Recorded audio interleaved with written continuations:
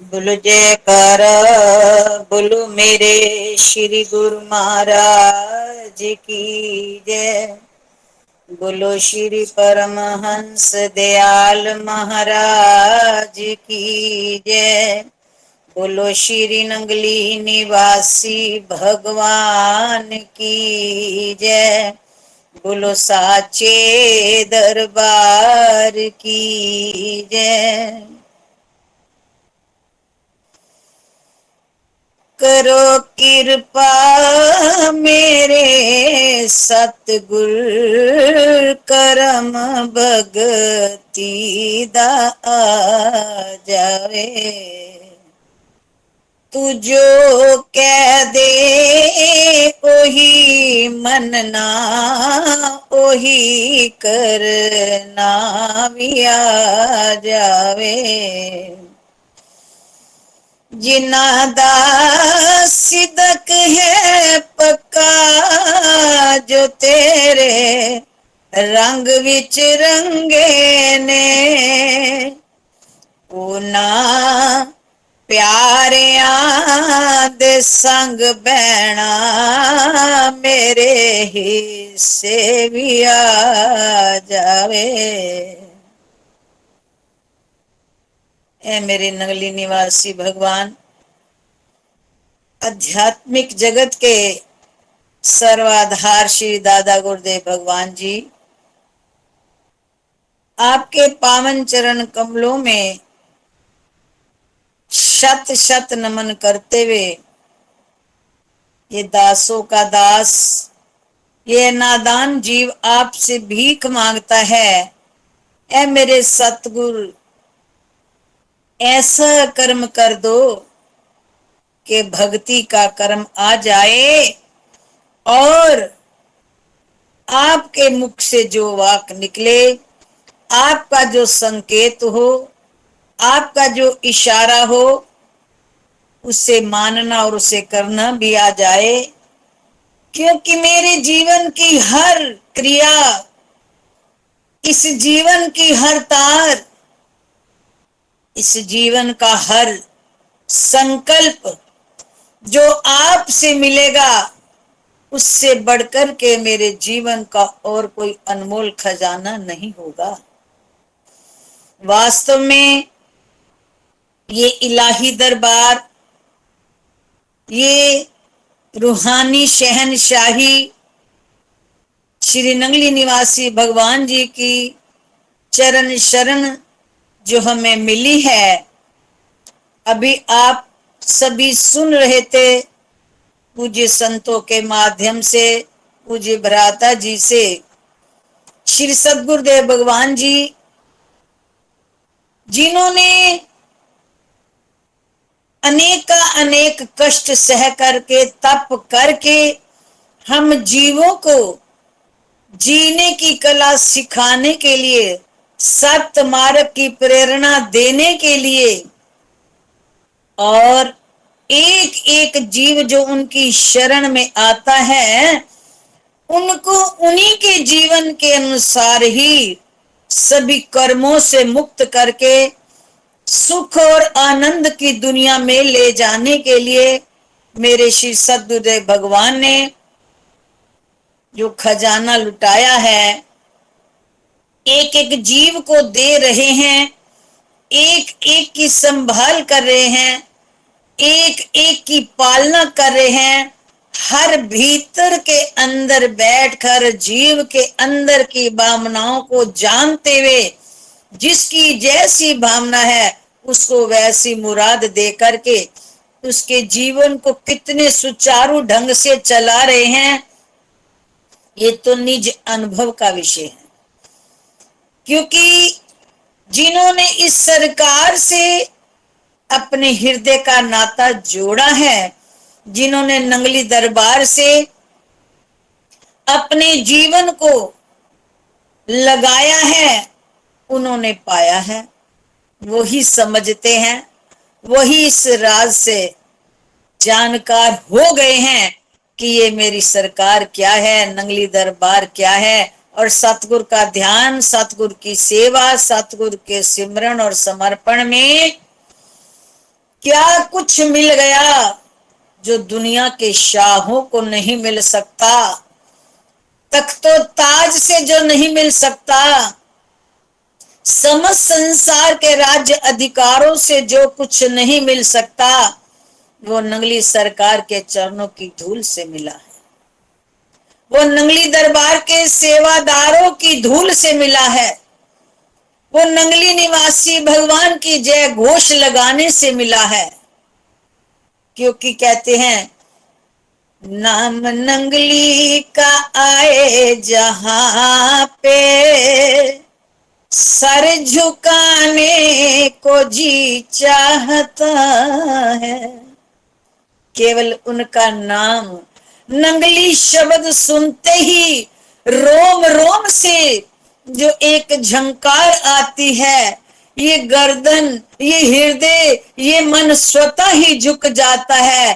क्योंकि नंगली शब्द ही हम जीवों के लिए एक ऐसी जन्नत है, एक ऐसी धरोहर है, एक ऐसी दौलत है जो सर्वस्व लुटाकर भी नहीं मिल सकती।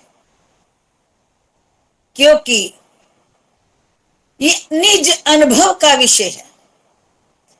जिसके पास नंगली दरबार की, नंगली सरकार की, नंगली की धरा की और नंगली शब्द की कीमत है, वो जानते हैं कि ये नंगली क्या है। जिन्होंने संसार के अंदर जगत में जितनी मर्जी प्रसिद्धियां पाली हो, लेकिन अंतःकरण से जो नंगली की चौखट पर, नंगली दरबार पर और नंगली सरकार के नाम पर न्योछावर हो गए हैं, उनसे पूछ के देखो कि वो आज अपने जीवन में बादशाहों के बादशाह हैं। भीतर से निरंतर अनद मगन रहते हैं।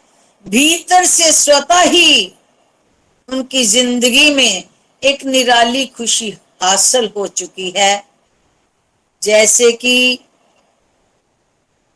एक भाव आता है,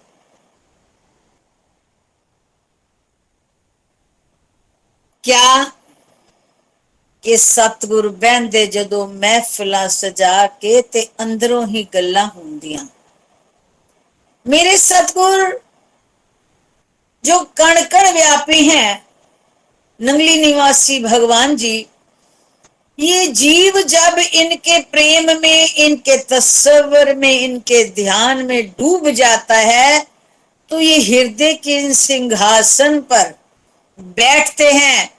और हृदय के सिंहासन पर जब सतगुरु बैठ जाते हैं, जिसे कि अभी हम सुन रहे थे पूज्य भ्राता जी से, कि ध्यान के द्वारा सतगुरु का रूप जर्रे जर्रे में जब नजर आने लगता है तो दूरी खत्म हो जाती है।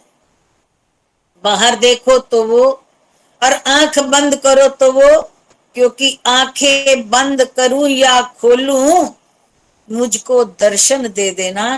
तो जब ये अर्जी कबूल हो जाती है सतगुरु के चरणों में, ध्यान के द्वारा, प्रेम के द्वारा, समर्पण के द्वारा, तो सतगुरु हृदय के सिंहासन पर विराजमान होते हैं। और उनके हृदय पर बैठते ही उनकी दीदार की अनूठी झलक मगन कर देती है। किसको? रूह को। किसके साथ? अपने इष्ट के साथ। जब रूह अपने सतगुरु के साथ मगन हो जाती है तो वो महफिल कैसी बन जाती है कि भीतर ही भीतर मुलाकात होती है। और उस आनंद में जीव इतना मगन हो जाता है, इतना मगन हो जाता है कि समस्त संसार के कार्य व्यवहार स्वतः होते रहते हैं, लेकिन कोई भी व्यवहार उसके भीतर तक छू नहीं पाता। बारूनी शरीर से व्यवहार होते हैं और अंतःकरण केवल और केवल अपने सतगुरु की मस्ती में खोया रहता है। जिसके लिए ये जीवन मिला, जिसके लिए ये दरबार मिला और जिसकी खातिर श्री नंगली निवासी सरकार ने घोर तप करके हमें अपने भीतर की मंजिलों को तय कराने के लिए नाना प्रकार के संतों के माध्यम से हमें ज्ञान की वर्षा की। संतों के माध्यम से उन्होंने हमारे जीवन को अपने अंदर की मंजिलों को तय करने के लिए नाना प्रकार के संतों के प्रवचनों से हमें गाइडेंस दी, हमें ज्ञान बख्शा। ये कौन कर रहा है? ये जो आज हम जिस आनंद में बैठे हैं, आज हम जिस कक्षा में बैठे हैं, आज हम सब जिस चीज को हासिल कर रहे हैं, ये सारी पावर कहां से आ रही है? पीछे श्री नंगली निवासी भगवान जी से। और माध्यम बना दिया मेरे नंगली निवासी भगवान जी ने संतों को, क्योंकि नंगली के दरबार में आके जिसने अर्ज लगाई, बारी बारी बाबा जी ने सब पे कलम चलाई। तो समस्त संसार की एक एक की अर्जी सुनने के लिए दरबार है और फिर सबका ठेका भी उठाते हैं। और उससे बढ़कर नंगली वाले बाबा ने बजा दिया नाम का डंक और दुनिया के कोने कोने में भेज दिए हैं संत।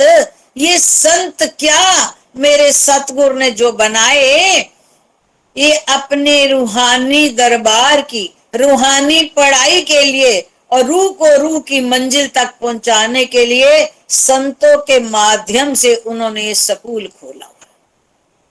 और जब हम संतों के वचनों को जीवन में उतारते हैं, उन्हें अनुभव बना लेते हैं, और जब उन अनुभव से हमारे अंदर जागरूकता आती है तो हमें अपने आप की पहचान होती है। जब हमें स्वतः ही जीवन का अनुभव मिलता है तो समझ आती है कि सच्चा सुख कहाँ है, जीवन की मंजिल कहाँ है, मेरा लक्ष्य क्या है और मेरा कर्तव्य क्या है। तो ऐसी इलाही सरकार और ऐसा इलाही दरबार जो हम सब लोगों को मिला है, जिसमें कोई भी मीडियोकर नहीं है कि जिसके माध्यम से हमारी सरकार से बात होनी है, कोई ऐसी सिफारिश नहीं है जिसके माध्यम से हमें सच्ची सरकार से बातचीत होगी। नहीं, डायरेक्ट तार जोड़ देते हैं मेरे सतगुरु।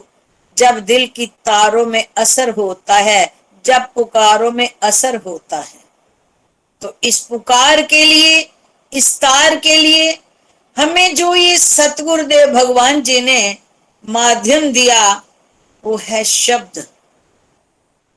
एक शब्द का जो माध्यम हमें मिला, ये शब्द का कर्म बाहर से भी हमें हमारे लोक को संवारता है। जब हम घर परिवार के अंदर बैठकर नित्य नियम करते हैं, सिमरन करते हैं, सेवा करते हैं, सत्संग करते हैं, तो व्यवहार शुरू होता है, परिवार का वातावरण शुद्ध होता है, विचार शुद्ध होते हैं, और जब विचार शुद्ध होते हैं तो परिवार में भी शुद्धता आती है।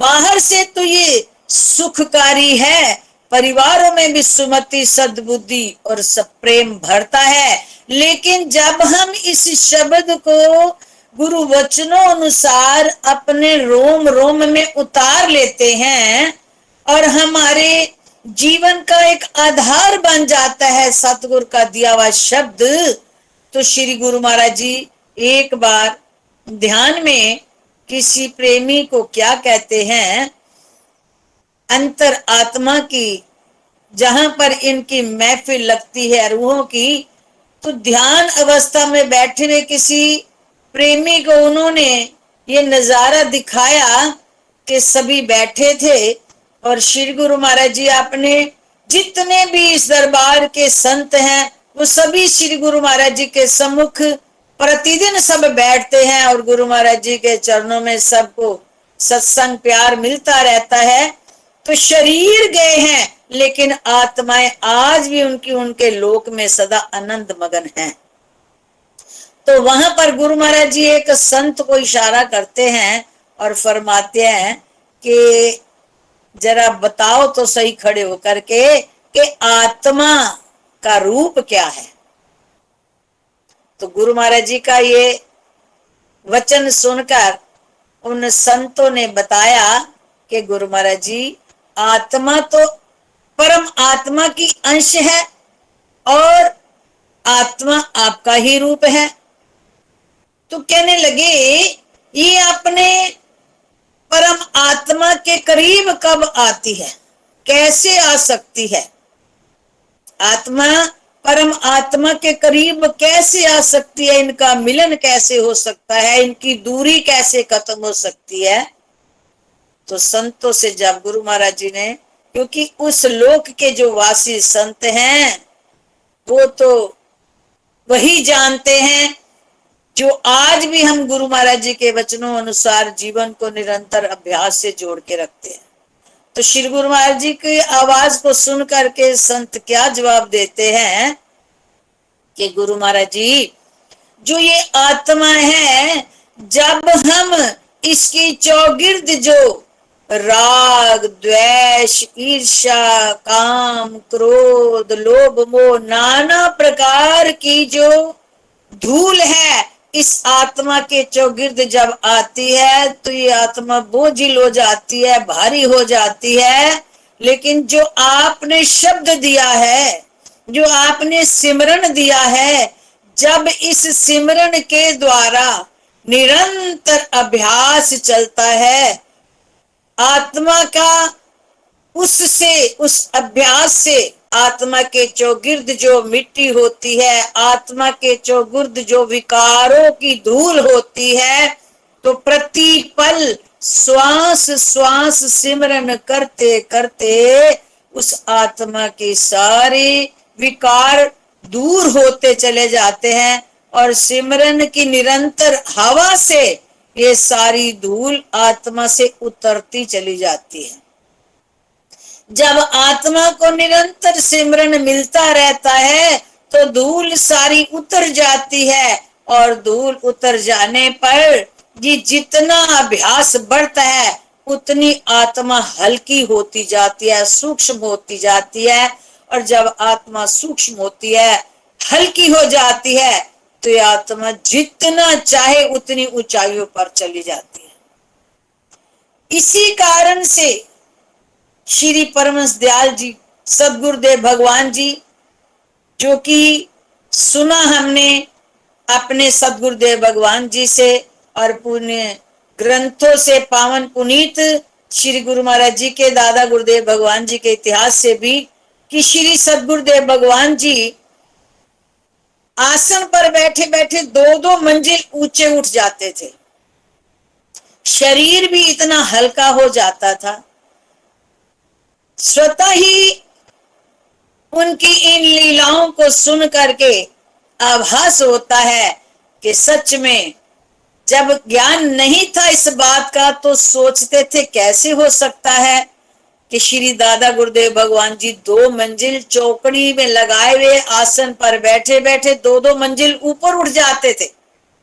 लेकिन जब इस रहस्य से पर्दा उठा, सदगुरुदेव भगवान की कृपा से अनुभव बने, आभास हुआ, तो वास्तव में ये सच है कि जब आत्मा अभ्यास में इतनी रम जाती है, सतगुरु का दिया हुआ अनमोल शब्द जब जीवन में इतना रोम रोम में रम जाता है, तो आत्मा समस्त विकारों से खाली हो जाती है। विकारों के बंधन उसके आसपास से हट जाते हैं। तमाम विकारों की धूल शब्द से उतरती चली जाती है, क्योंकि श्वास श्वास सिमरो, जैसी गुरुवाणी कहती है, रामायण कहते हैं, गीता ग्रंथ कहते हैं, हमारे सदगुरुदेव भगवान संत महापुरुष भी बार बार यही कहते हैं कि अभ्यास की वो शक्ति है, सिमरन में वो शक्ति है, नाम की कमाई में वो शक्ति है कि लाख कोस पे गुरु बसे, दीजे सुरत पठाए, शब्द तुरी असवार हो, छिन आवे छिन जाए। तो श्री गुरु महाराज जी ने जब उन संतों से ये रहस्य खुलवाया कि आत्मा को सिमरन के द्वारा ये सारी धूल उतरती रहती है, इसीलिए कहा गया है कि पल पल सिमरन जो है हमारे जीवन को जरूरत है। तो जब वो आत्मा इतनी पावन हो जाती है तो ये परम पिता परम आत्मा के साथ एक होकर के निरंतर मगन हो जाती है। इस लोक में शरीर रहता है, व्यवहार तमाम शरीर करता है, लेकिन कोई भी व्यवहार आत्मा को विचलित नहीं कर पाता, भीतर के आनंद को कोई छीन नहीं पाता, भीतर की मस्ती को कोई लूट नहीं पाता, जब निरंतर श्वास श्वास सिमरण चलता है। श्री गुरु महाराज जी ने उन संतों से कहा कि बहुत ही सुंदर भाव है, आपने अपने जगत के कल्याण के लिए जो जरूरी है वो राज आपने खोल दिया। तो ध्यान में ही उन प्रेमियों को श्री गुरु महाराज जी आभास कराते हैं कि समझ आई कि जो रूहें हमारे शब्द की कमाई में निरंतर लगी रहती हैं, उनका शरीर इस लोक में जरूर समस्त कार्य व्यवहार करता है, लेकिन उनकी आत्मा एक पल के लिए भी आनंद से खाली नहीं होती। वो उसी लिए आनंद मगन रहती हैं क्योंकि आनंद तो भीतर है, सुख भीतर है, मस्ती भीतर है, और प्रेम का भरपूर खजाना भी भीतर है। पर इस भीतर के आनंद को पाने के लिए शब्द की कमाई भी भीतर से करनी जरूरी है। और वो शब्द जो हमें सतगुरुदेव भगवान ने बड़ी सहज में दे दिया, वो शब्द जो हमारे नली निवासी भगवान जी ने 13 साल गुफा में बैठ करके तप कर करके उस शब्द को सिद्ध करके जगत में ये प्रसाद बांटा, इसी शब्द को सिद्ध किया। और इस शब्द को समस्त संसार नहीं, लोक परलोक तक के अनामी अकहा अगम ब्रह्मलोक तमाम जितने भी लोक हैं, वहां तक इस शब्द की गुंजार का प्रभाव बता दिया कि वो सूक्ष्म शब्द जो हम जीवों को सतगुरु ने बड़ी सहज में दे दिया, ये शब्द इस हद का मालिक है कि इस रूह को, इस शरीर को, इसी घट में बैठे बैठे ऐसे ऐसे लोगों की सैर करा देता है, ऐसे ऐसे लोगों में ले जाता है कि जीव जन्मों जन्मांतरों तक भी अरबों खरबों करोड़ों रुपए लगाकर भी वहां शरीर से सैर नहीं कर सकता, जहां की सैर सतगुरुदेव इस आत्मा को केवल एक सूक्ष्म शब्द की कमाई करने वाले को करा देते हैं। तो ये वो दरबार है, ये वो इलाही सरकार है। जे मैं वेखा अवगुण अपने ते कुछ नहीं हो मेरे पल्ले, ते जे मैं वेखा मेरा तेरिया ते आखा बल्ले बल्ले। क्या हम इस शब्द की दौलत को पाने के काबिल थे? क्या ये शब्द जो योगी यतियों की अनेकों वर्षों की पूंजी के बाद गुरु कृपा को हासिल करते हैं, हमारे सतगुरुदेव भगवान ने बड़ी सहजता में अपनी कृपा के खजाने में से हिस्सा दिया हमें और हमें ये शब्द बख्शा। आज हम उस शब्द को कितना साधारण समझ रहे हैं। जितने भी संत गुरु महाराज जी के प्रवचन देते हैं, जितने भी संत हमें बार बार सत्संग में फरमाते हैं, तो यही संकेत होता है कि भाई सिमरन के द्वारा ही तुम इस युग की तमाम बीमारियों से बच सकते हो। शारीरिक हो, मानसिक हो, देहिक हो, देविक हो, भौतिक हो, तमाम तापों से मुक्त करने वाला सूक्ष्म शब्द है जो हमें सतगुरु ने दिया। लेकिन इस शब्द की कमाई भी गुरु कृपा से होती है। जब हम दीन होकर के निरंतर प्रतिदिन सतगुरुदेव से यही भीख मांगते हैं कि मैं तो इस काबिल नहीं हूं मेरे मालिक, लेकिन आप तरस खाओ, आप इस दीन पर दया कर दो कि हर श्वास श्वास सिमरन चला दो, ये भी आपकी कृपा से चलेगा। लेकिन आज के युग में हम देखते हैं कि हमें मौका मिलता है श्री गुरु महाराज जी के चरणों में आने का, कहीं भी गुरु महाराज जी के दरबार में, क्योंकि चौकुंठी में मेरे सतगुरु ने अपना हट खोल रखा है जहां पर सच का सौदा दे रहे हैं। इस लोक में नहीं, देश विदेशों तक, केवल हिंदुस्तान में नहीं, कोई ऐसा देश नहीं जहां पर मेरे श्री गुरु महाराज जी ने ये दात लुटाने के लिए हट ना खोला हो, दरबार ना बनाया हो। कोई ऐसा इस संसार के अंदर कोना नहीं जहां पर श्री सदगुरुदेव भगवान जी का दरबार ना हो। और इस दरबार से दात देने के लिए कौन सी उन्होंने हट खोली हुई है? सेवा, सिमरन, सत्संग और समर्पण। ये जो सिमरन है, सेवा है, सत्संग है, समर्पण है, ये चारों निधियां हैं, निधियां, खजाने। जिसे ये खजाना मिल गया, इस जगत में उससे बढ़कर कोई बादशाह नहीं है। इस संसार में मानुष देह पाकर के उससे बड़ा कोई शहंशाह नहीं है। लेकिन ये खजाना सतगुरु से मिलता है, पर मिलता कब है? जब हम दीनहीन होकर के निरंतर इसकी भीख मांगते हैं। हम मांगते क्या है गुरु महाराज जी के चरणों से? गुरु महाराज जी आज ये काम हो जाए, आज ये काम हो जाए, आज ये दौलत मिल जाए, आज ये बात पूरी हो जाए। सतगुरुदेव देते हैं पर मुस्कुराते हैं, हंसते हैं कि मैं तो कुछ और देना चाहता हूं, पर मैं क्या करूं? जब तू पानी मांगेगा तो मैं पानी दूंगा, और जब तू अमृत मांगेगा तो मैं अमृत दूंगा। मैं तो लेके बैठा हूं पर तुझे मांगना नहीं आता। तो हमें ये संत, ये फकीर, सदगुरुदेव के अनुभवी महापुरुष हमें ये बात खोल खोल के समझाते हैं कि ये दरबार जो हमें मिला है, ये सरकार जो हमें मिली है, हमने इनकी चौखट पर आकर के मांगना क्या है?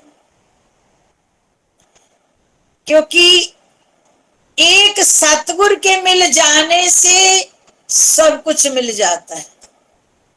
श्री महाराज जी फरमाया करते थे, गुरुदेव भगवान हमारे, एक गरीब घर की लड़की होती है, उसका राजा से प्यार हो जाए, किसी राजकुमार से, तो राजकुमार से प्यार करने के बाद वो उस राजकुमार को पाने के लिए अगर अपनी शुद्ध बुद्ध खो करके, दुनिया की लोक लाज खो करके, उसकी प्राप्ति के लिए अपना सब कुछ लुटा देती है, भूल जाती है अपने को कि मुझे कौन क्या कह रहा है, क्या कहेगा, और मुझे कोई क्या भला बुरा समझ रहा है। लेकिन उसे जब दिखता नहीं, सुनता नहीं, किसी का कहा हुआ भला बुरा भी आवाज कानों तक नहीं आती, केवल किस लिए कि एक ललक है, एक लगन है, एक कसक है कि मुझे राजकुमार को मिलना ही मिलना है, मुझे उसे पाना ही पाना है।